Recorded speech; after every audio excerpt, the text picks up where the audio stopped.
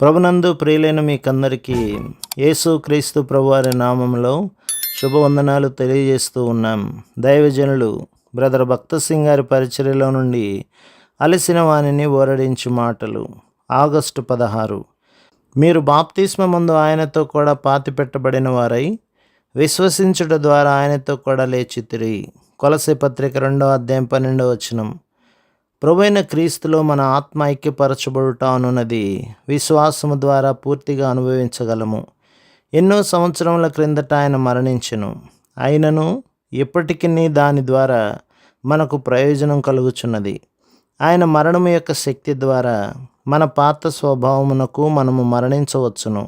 మన స్వశక్తితో మన పాత స్వభావం మనలో మరణించదు.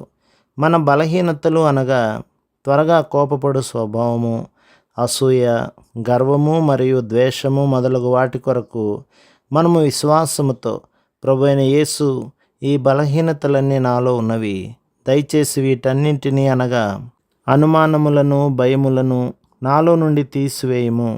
ప్రభువా, నీ శిలువ మరణము యొక్క శక్తి ద్వారా నా బలహీనతల కొరకు, నా తలంపుల కొరకు, నా ఆశల కొరకు మరియు నా స్వంత ప్రణాళికల కొరకు నేను మరణించవలనని కోరుచున్నాను. అలాగుననే నా కోరికలు, నా బలహీనతలను నీ భూస్థాపన శక్తి ద్వారా పాతిపెట్టబడవలనని కోరుచున్నాను. ఆ విశ్వాసము ద్వారానే నీ పునరుత్థాన శక్తిని నేను పొందగలుగుచున్నాను అని చెప్పవలెను. ఆ విధముగా ఆయన మరణ భూస్థాపన పునరుత్థాన శక్తిని మనం అన్వయించుకొనవలెను.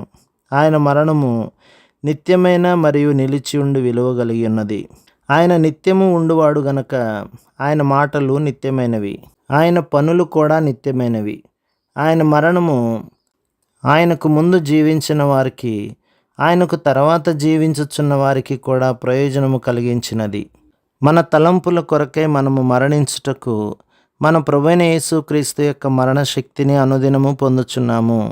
వాటిని మరచుటకు భూస్థాపన శక్తి పొందుచున్నాము. మన పాపములపై, శోధనలపై విజయవంతమైన నూతన జీవం పొందుటకు పునరుత్థాన శక్తిని పొందుచున్నాము. ఇందువలననే మనము బాప్తిస్మము పొందవలెను. దేవునితో మూడంతల ఆత్మీయ ఐక్యతను అనుభవించుటకు నేర్చుకునవలెను. బాప్తిస్మం ఒక వేడుక కాదు, ఒక సాక్ష్యము. ఎవరైతే బాప్తిస్మమునకు లోబడరో వారు ఓడిపోవు జీవితము జీవించుదురు. వారు విజయము కొరకు తమ స్వశక్తి మీద లేదా ఉపవాసము, దీర్ఘ ప్రార్థనలపై ఆధారపడుదురు కానీ ఓడిపోవుదురు. క్రీస్తుతో ఐక్యపరచబడినప్పుడు మనము విజయం పొందుదుము. బాప్తిస్మం ద్వారా మనము క్రీస్తుతో ఐక్యపరచబడితిమని ప్రకటించుదుము. అందుచేతనే బాప్తిస్మమునున్నది ప్రాథమిక నియమము. అది క్రీస్తు యొక్క సంపూర్ణతలో మన భాగమును మనము అనుభవించున్నట్లు సహాయపడును.